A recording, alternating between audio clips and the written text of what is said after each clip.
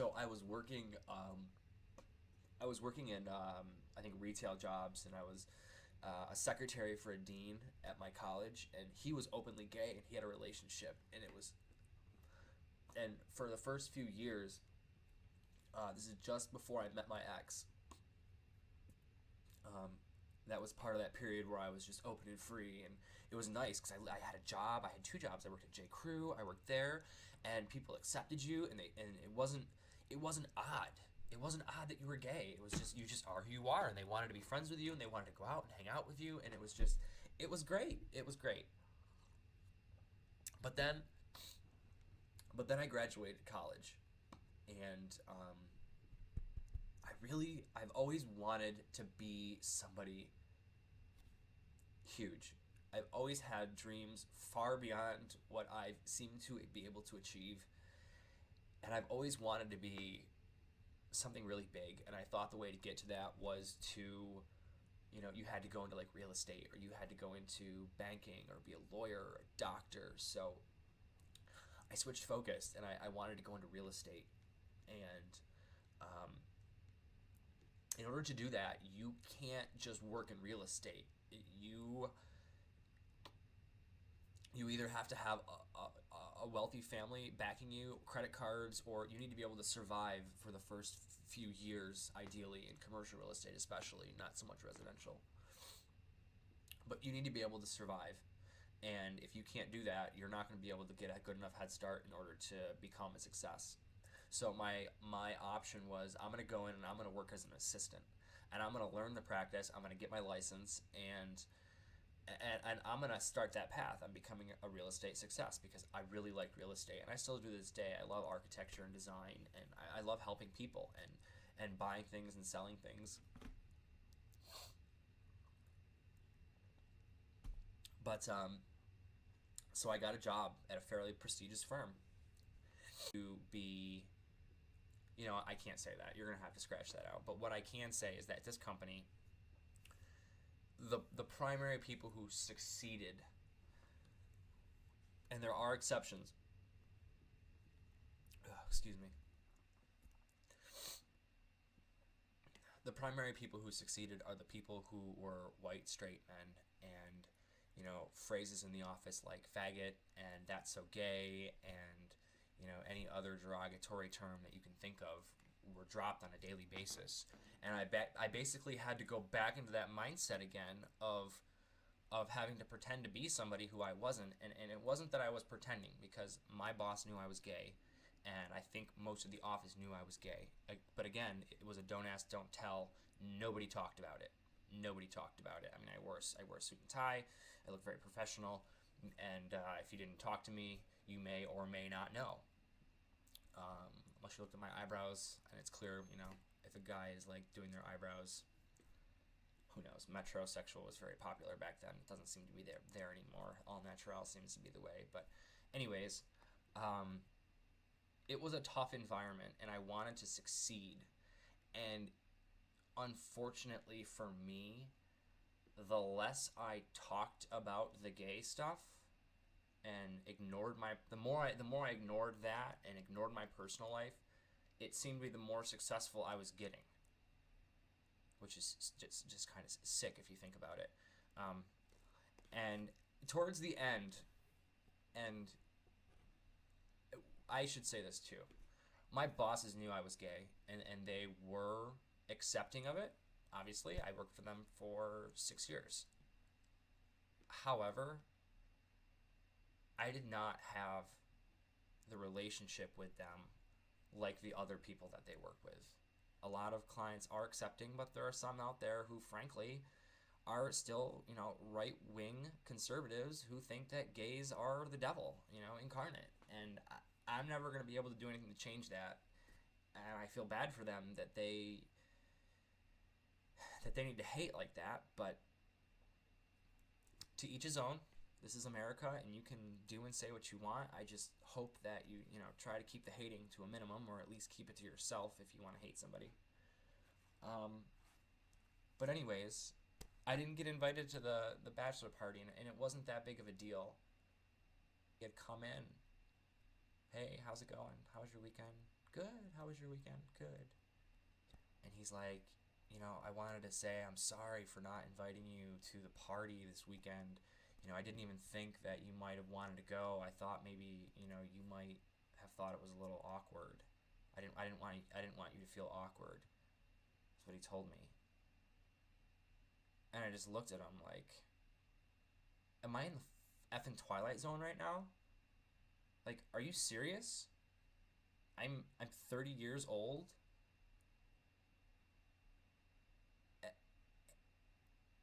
This is, I can't believe what I'm hearing. I just could not believe what I was hearing. I wanted to scream. Oh my God. I was so mad. I was so angry. I was just like, you gotta be kidding me. After all this time, after all I've been through, and after all I've done, this is what it boils down to? Oh, I was livid. I snapped. Something inside me was just like, I can't believe this. They didn't want me to feel awkward. And I remember looking back up and I'm like, not for nothing. I grew up straight for 18 years. I had straight friends. And then through college, I had lots of straight friends. In fact, two of my best friends in New York, Chris and John, are straight. Family men. Except me. They're awesome friends. And I get here to Chicago for it to boil down to that, and that's when I kind of knew. I knew because I had tried for advancement. I had my real estate license. I was trying to work on deals slowly, but I was never allowed the opportunity to sort of transition over. And I was always given the excuse that, well, you can't support yourself. You need a salary. So I'm not going to give you a salary and let you go out there and try to do that. That's not how that works. You go 100% commission. And at the time, I hadn't saved up enough money. So my goal was, I'm going to continue doing this and continue pushing for raises and making as much money as I can and make a stockpile until I can go off and do it myself. That was the goal. June 2015, I will do a video. And I will follow up on this and I will explain to you more about what happened and just why it made it so much more difficult. And I had gone from a place where I was so happy. My relationship just prior to this all sort of falling apart at work, my relationship had sort of gotten stale.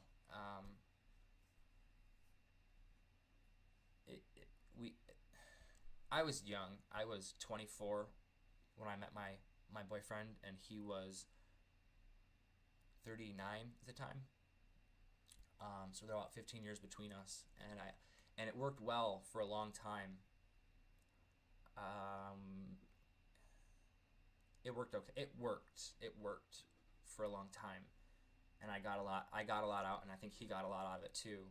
But I think it was clear, at least clear to me, after 6 years, that we had some significant differences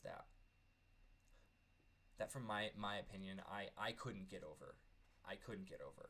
I started falling back into a very bad depression again and questioning my sexuality, and I thought that, maybe I was wrong because I thought the world was so much better. I thought it wasn't just a part of a city. I thought that people were more accepting.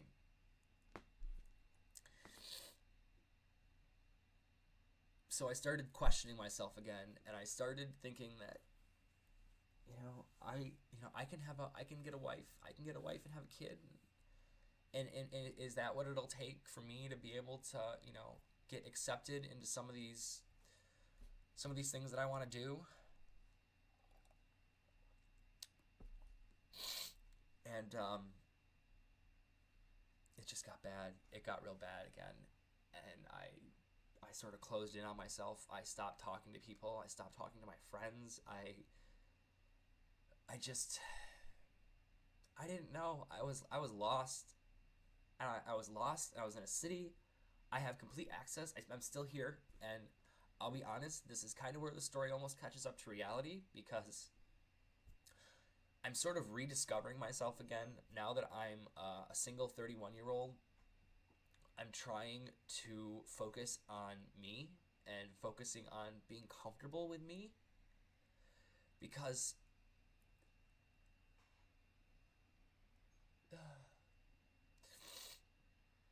I think it's really important. I think what I've realized is, especially in the past few months, I've realized that the happiest point in my life was when I was open and I was honest and I was happy. I was happy. And I lost that. Somehow I got sucked into this. I got sucked back into the lie that people wanted to tell, and I was almost convinced that I was ready to go. I mean, I had even gone as far, and this is like not even 6-7 months ago, 8 months ago, I had gone as far as to signing up for dating apps again, looking for single women. And I remember one night just looking through it and just being like, oh my God, what on earth am I doing? What am I doing?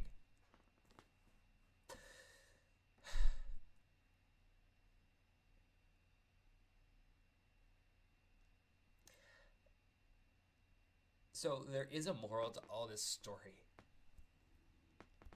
And it does get better.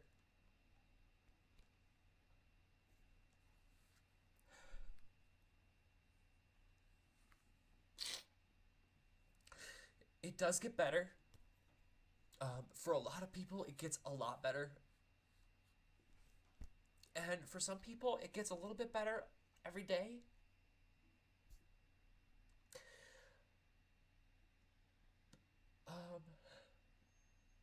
I don't want anyone to walk away thinking that they shouldn't come out or they shouldn't be honest with themselves, because really what you're seeing me today is,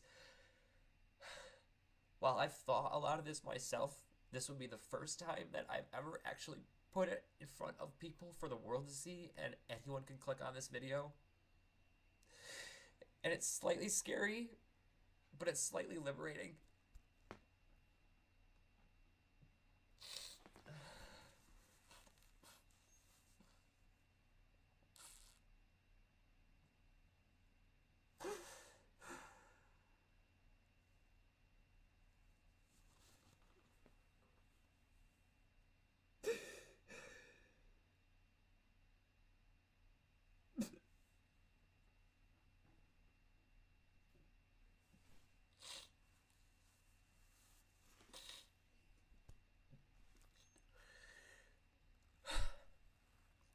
It does get better.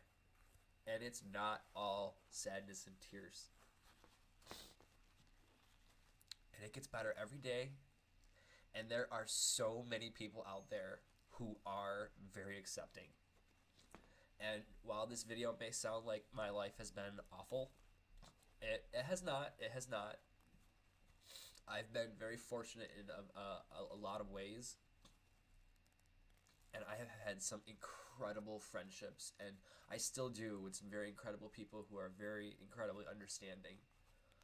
But I can't lie and say that you're not going to come across that person who is going to make you feel just awful about yourself.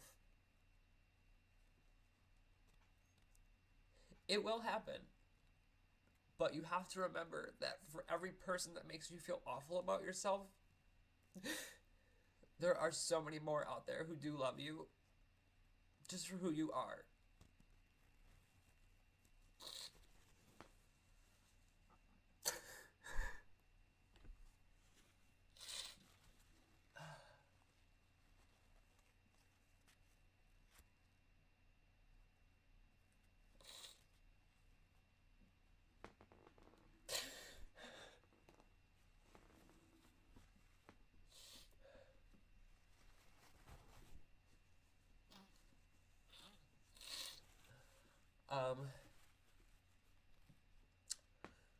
So, I hope I haven't totally ruined your day, but I hope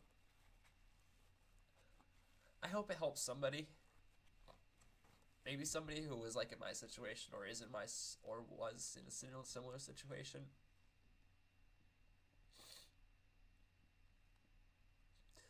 And while it may seem that I think parents, even if they do disown you, there probably are some that would keep up with that.